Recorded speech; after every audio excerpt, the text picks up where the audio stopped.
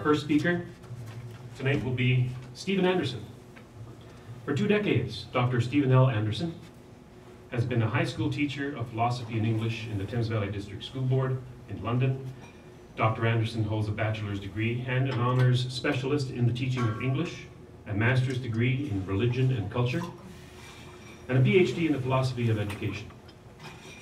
He has contributed articles and reviews to various scholarly and popular journals like Pacham, the Journal of Military Ethics, and History of Education and Philosophy Now. He also wrote the ethics section in the current McGraw-Hill provincial philosophy textbook. But he came to Freedom Party's attention, and my particular attention, when in the wake of his 2011 article in Education Forum, Moments of Startling Clarity, in which he raised concerns about the effects of current moral educational practices on the psychology of young people. Dr. Anderson has just completed a full-length book manuscript on the subject, titled Virtuous Realities, What We Really Learn from Character Development Programs. Its publication is pending, and I await its publication for sure. We must have you on the show when that's out. Please help me welcome Stephen Anderson.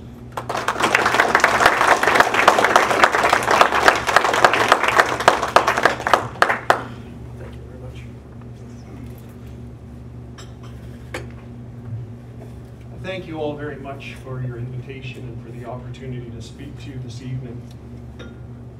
I must confess that till I was invited to this banquet, I was actually unaware of the Freedom Party, which is an embarrassing testament to my lack of political inclinations. I admit, not a suggestion of any lack of industry on your part. So I have a lot to learn about you folks, and I hope you will prove to be patient teachers. You've been very, very kind so far. Thank you.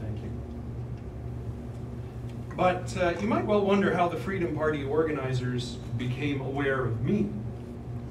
Good question, because it takes me to my topic of this evening. Let me tell you a story. It's about something that happened to me while I was teaching my high school philosophy class. The subject that day was ethics.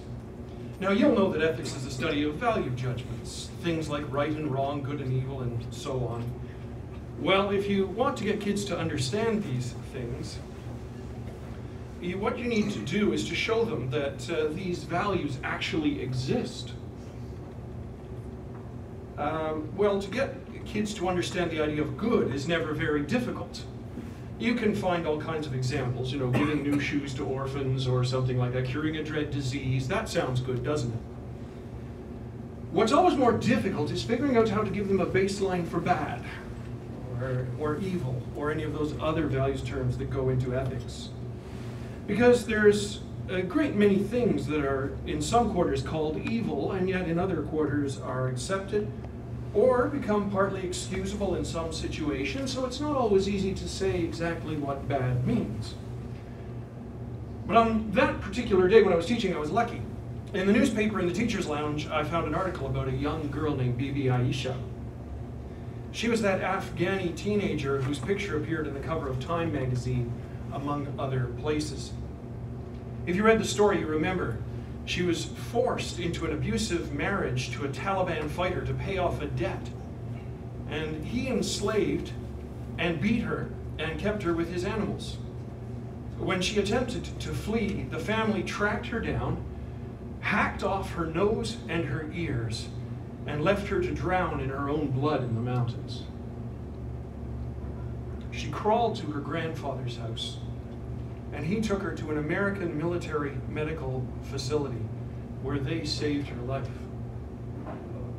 Now, if you've seen the picture, it's utterly unforgettable. It's from the neck up. It's a three-quarter shot of a very lovely young woman, but one who has been very clearly brutally wounded. Her dark eyes stare back at the viewer of the mangled hole that was once her nose, and her hair falls over the pit that was once her ear. She looks back at you with the calm resignation of one for whom this sort of fate is all too expected, all too common, all too well known. It's a horrific picture. It's sad, and it's revolting that anyone would do this to another human being for any cause. So when I saw it, I thought, that's it. This will give my kids a baseline case of what we mean when we call something evil. I felt sure that if the manifest cruelty of her injuries did not speak to them, then the fact that she was at least close to their own age would speak to them. So my strategy was to present the picture and not say much about it. I would ask them, is it evil to do this to someone? And I felt sure they'd all say yes, and I would have established for them that there really did exist some things that truly warranted the label evil. Then, having settled that good and evil were real concepts, we could begin to work our way to some more borderline cases. Well, that was my plan. It didn't work out the way I planned. It wasn't that the picture did not produce any effect in the students. Some of my students could not even bring themselves to raise their eyes to look at it. They kept their eyes down like this the whole time. But it was that they simply refused to make the picture the subject of a moral judgment. More than horrified, they were simply confused. They did not seem to know what to think. They spoke timidly, as if afraid to pass any judgment at all. Now, they guessed that this young one was from another country, and they expressed doubts that they had any right to pass judgment on a different country or culture. They said, well, we might not like it, but maybe over there it's okay. One student said, it doesn't bother me, I see lots of stuff like that.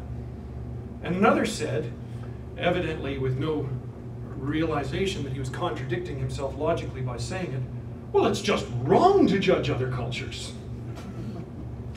Well, no matter what I said after that, I could not get them to pronounce any judgment at all. They were adamantly committed to their relativism. They would accept anything, condemn nothing, and deny all moral categories.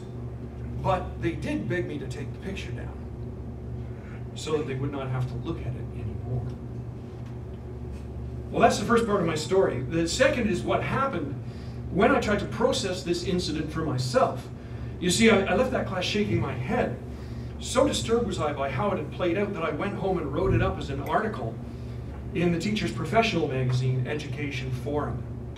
And I expected to engage at most a few people in my home province, maybe a couple of educators who actually read the publication. I was certainly not expecting the reaction I ended up getting. Immediately, colleagues from all over began emailing me encouragement. Some told me of their comparable stories. For example, one said her students were actually in the process of leaving from an anti-bullying assembly one day when a handicapped child in the crowd fell on the stairs, and her students all stood around and laughed. She was puzzled that in an age in which all public schools are involved with moral education initiatives of so many kinds, violence prevention, women's rights, social justice, human rights, environmentalism, global awareness, so forth, sex education, multiculturalism, anti-racism, homosexual equality, and character education in every school, that so few of these sorts of preachments seem to issue in the kind of improved moral judgments that their educator advocates might wish. But then the article just took off and soon was all over the US, all the way down to Texas, Missouri, California, Florida.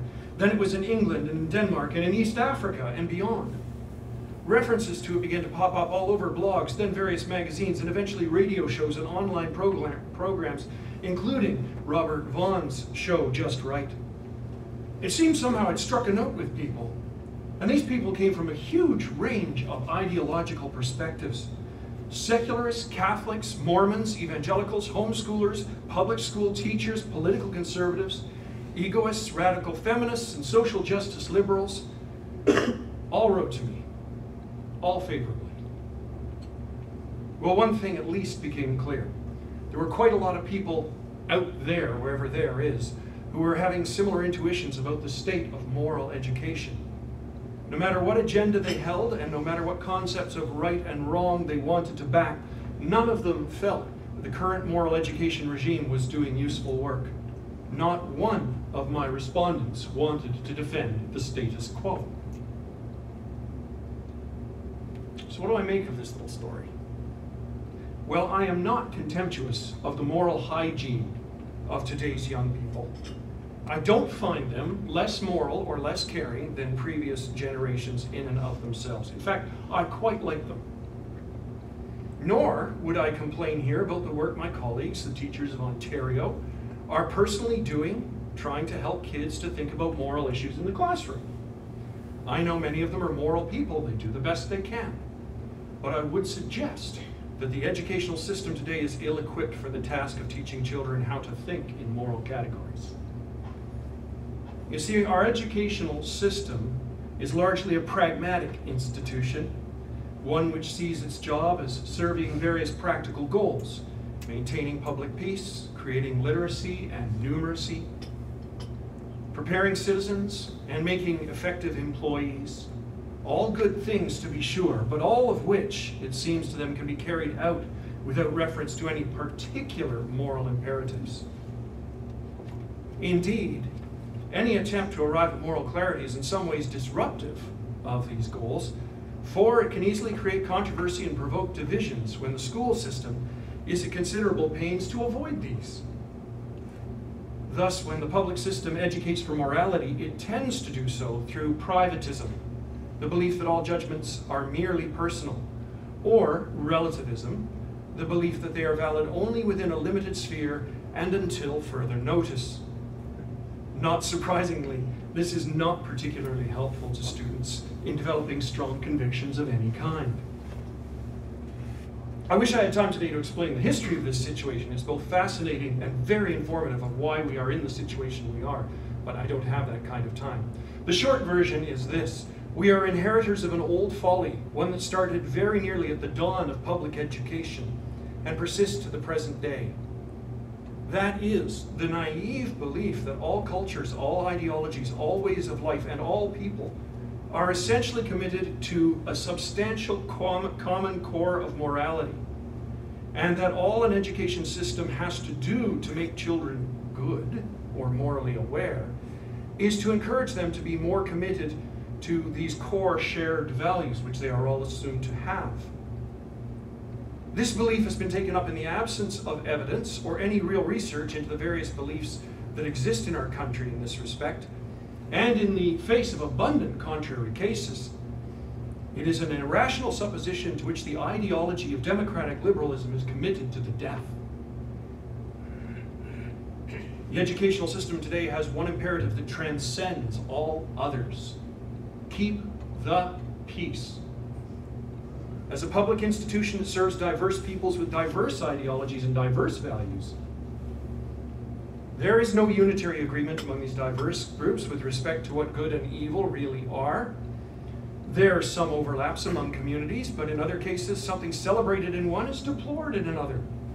Hot-button issues abound, from historical anthropology to women's roles to sex instruction and parental rights to homosexuality to the claimed rights of life and death, to environmental responsibility, to the justifiability or unjustifiability of war, to the limits of the penal system, to reproductive issues, to medical ethics, to priorities in public finance, and so on. Perhaps the case of Bibi Aisha illustrates one of the most vexing issues of our day. The question of how any community can actually believe in honor killing, or in some cases even honor rape, or the so-called justifiable mutilation of women like Bibi Aisha. The spirit of true liberalism rightly rebels against the very idea, and yet today there are people who genuinely believe in these concepts. How does the education system respond to this challenge? Well, ironically, when the system has an interest in pure indoctrination, say in matters like drug abuse, alcoholism, sex education, or whatever, consumerism, bullying, whatever, it has no hesitation at all of indoctrinating students wholesale, preaching one-sided messages of conformity, presenting every controversy as simply a matter of equal alternatives. Every possibility just seems like a matter of personal self-expression. All choices are different forms of a good life that someone else could desire. Moral educators discuss the issues, but in a relativistic way, a way that does not invite closure or even perhaps provide criteria for moral decision-making. It advocates aimless and interminable discussion of the issues, but without criteria, without purpose, and without judgment. Now, understandably, students are confused. And they learn less from the discussion itself than they learn from the meta-message sent by the permanently open style of discussion. They come to believe that all moral matters are simply permanently open. But we must ask, in a liberal democratic state, how can we include the kind of choice made by Bibi Aisha's mutilators? What's more, it's increasingly obvious that this sort of choice is not limited to overseas, but is very much here in Canada. Today, we can no longer take for granted that every person in a public school setting is committed to things like the equality of women, personal self-determination, security of property, the maximization of personal opportunity, or even the sanctity of life itself at one end or the other. So today, more than at any other time, what we really need most, and I think this is the most important thing, is a rational defense for human rights. A way of showing, to the rational satisfaction of all fair-minded interlocutors, that it really is morally obligatory to accord all persons their essential rights. This would entail that we actually reject some ways of life and condemn as immoral some options that some people do indeed desire. And because we do live in a democracy, a place where we believe that we owe citizens a rational explanation for what a government does, we would have to have a way of showing we were right for doing that. I see two alternatives to this. One is to continue to operate without such a rationale and thereby to continue to function as mere indoctrinators, hoping that people will continue not to see through our bluff. The other is to leave the moral development of our children to chance. But if many of our children, even today, cannot make a firm commitment in the face of very clear human rights abuses, this would have to have serious implications for public schooling, and inevitably for the future of citizenship and governance as well. Now, if I may, a few words to the Freedom Party in specific. I find it very exciting to think of a party that has a focused interest in defending basic human rights. If the Freedom Party is about anything, it seems to me, it's about freedom. It's about the idea that the chief task of politics is to safeguard the right of free, rational individuals to make informed choices about their own lives and about the communal rules under which their freedoms are safeguarded. The founding declaration of the party is, and I quote, that every individual in the peaceful pursuit of personal fulfillment has an absolute right to his or her own life, liberty, and property. Now, it won't escape your notice that basic human rights like this are under severe challenge today for many quarters. Thus, it becomes crucial for your success that you possess a powerful, rational defense for those rights against the cynics, against the skeptics, and against those who throw away individual rights in pursuit of their vision of the collective good.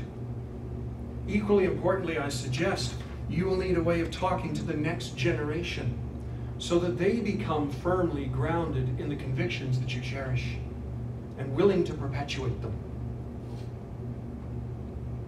If moral education, therefore, is no part of your discussions thus far, may I encourage you to undertake it and to think about this very important issue? But if I'm right about how important this issue is, let me pose a difficult philosophical question for you. How do we prove that to every individual that he or she has a right to things like life, liberty, and property? How do we substantiate the claim that life, liberty, and property is what we owe one another? How will the Freedom Party be able to legitimize and defend the key moral values stated in its first principles? I suggest that this is a very, very important task. Oh, maybe there are parties around who can, to one degree or another, duck the task. But it seems to me that the Freedom Party believes in the right of free individuals to know the truth and to make rational choices in their own best interests.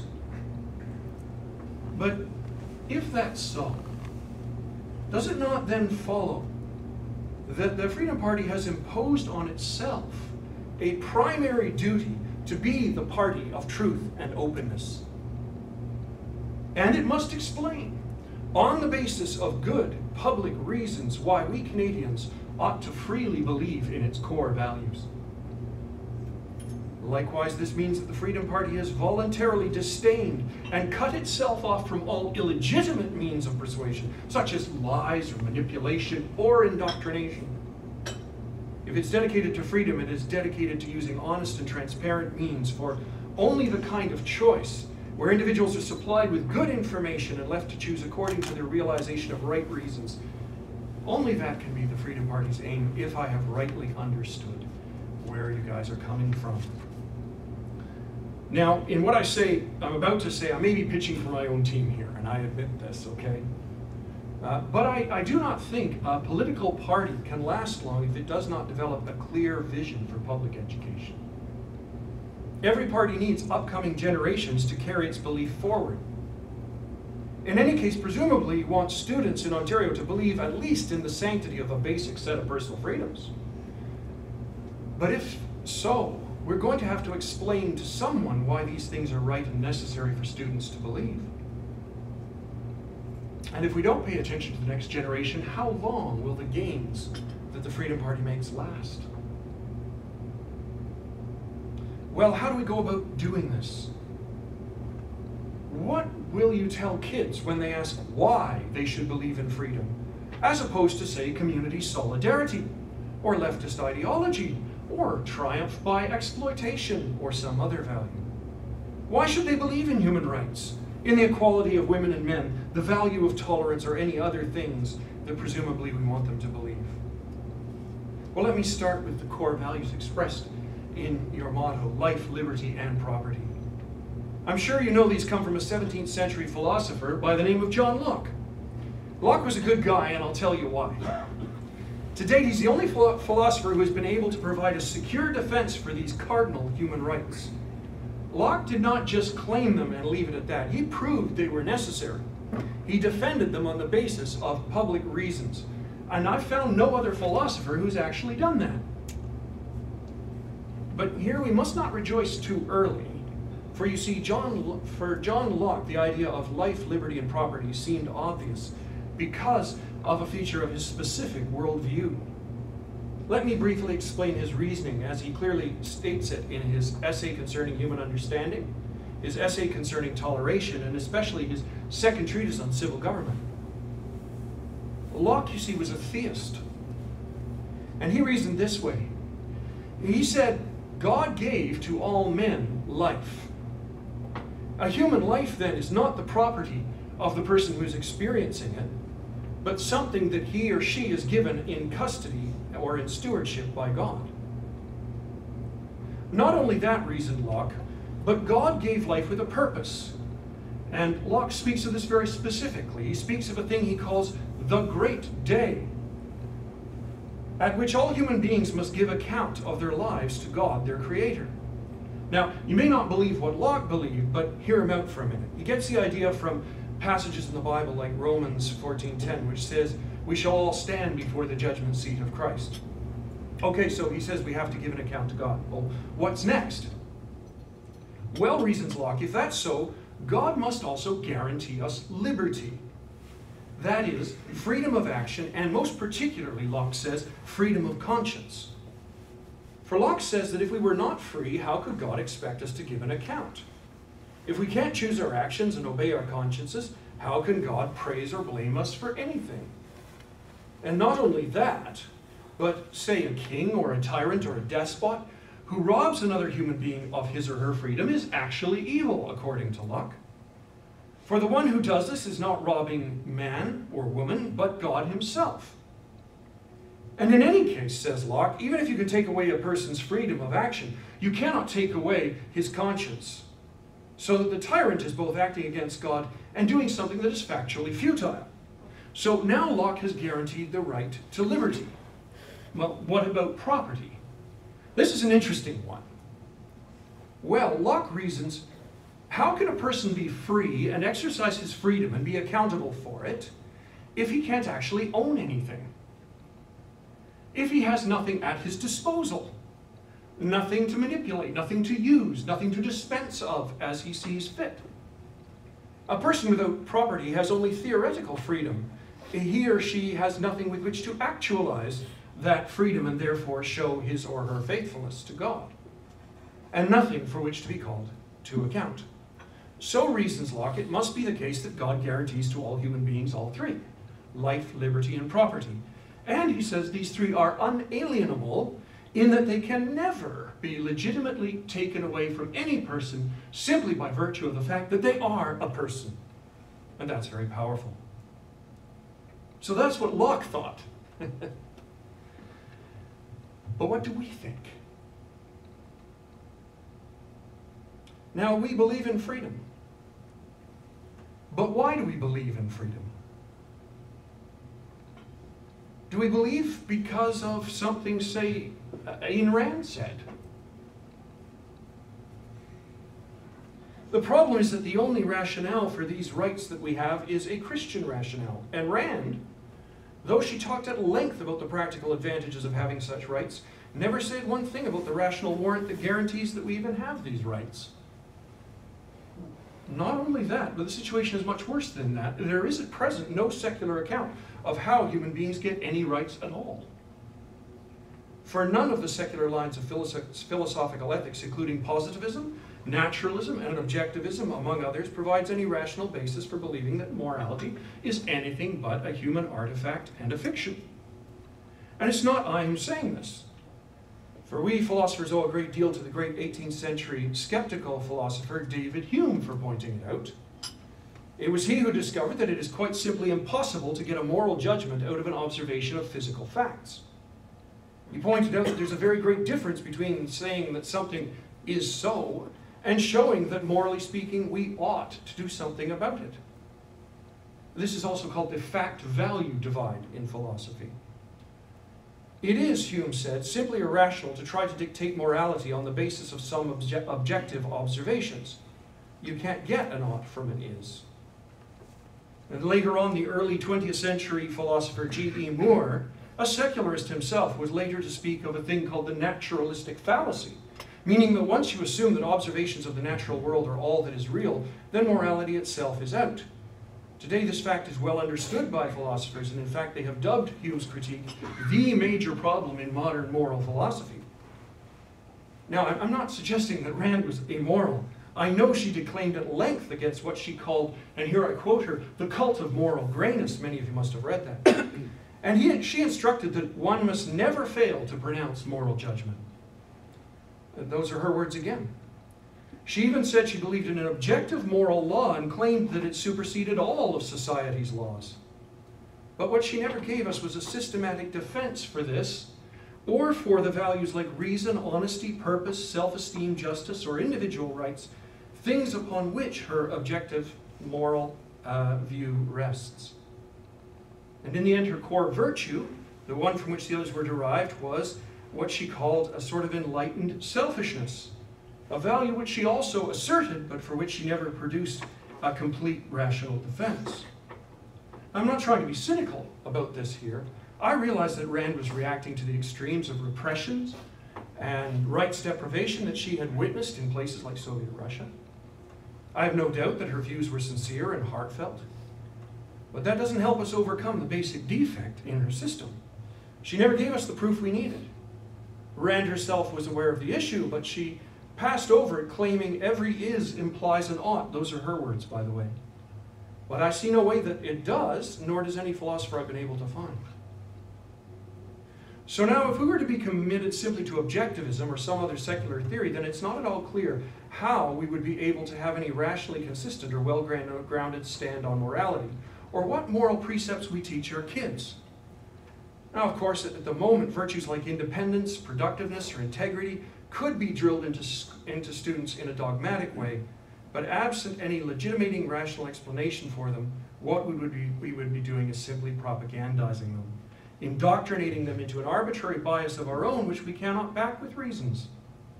And I think I'm safe in saying Rand would decry any such tactics. After all, did she not campaign for the virtue of honesty, which she says, and I quote, is the refusal to fake reality, the refusal to pretend that facts are other than they are. So how then shall we explain these founding principles to the next generation, grounding them in sufficient explanations to warrant their free rational belief? I suggest to you that this is a wonderful new opportunity and mandate for the Freedom Party. I would suggest that if you could discover the answer to this question, it would not only solve the present crisis in public moral education, but would establish the Freedom Party as the party par excellence of genuine democracy and of human rights.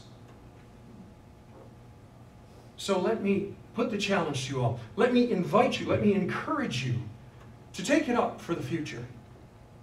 If not some form of secularism, what will you believe? What will allow you to stand for freedom and to stand in an honest, open, and transparent way? What belief system will allow you not just to affirm your particular beliefs in these values, but to prove them right as well? May I humbly suggest, it's not a bad starting point to go back to your own key founding principles and start by building from your own party motto and from the worldview that made sense of it for John Locke. Thank you very much.